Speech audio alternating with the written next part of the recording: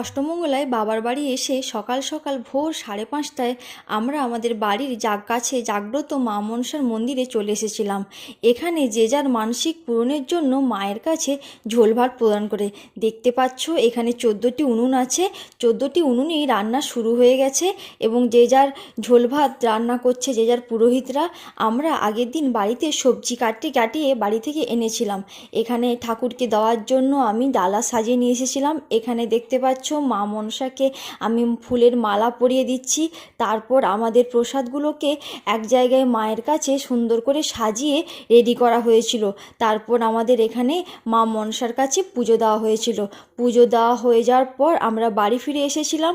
বাড়িতে এসে dress change করে প্রসাদগুলো একটা নির্দিষ্ট জায়গায় রেখে বাড়ির কাছে কচি কাচাদেরকে বসিয়ে আমি প্রসাদ বিতরণ করেছিলাম, নিজে হাতে খাইয়েছিলাম। ভিডিওটি কেমন লাগলো কমেন্ট করে জানিও।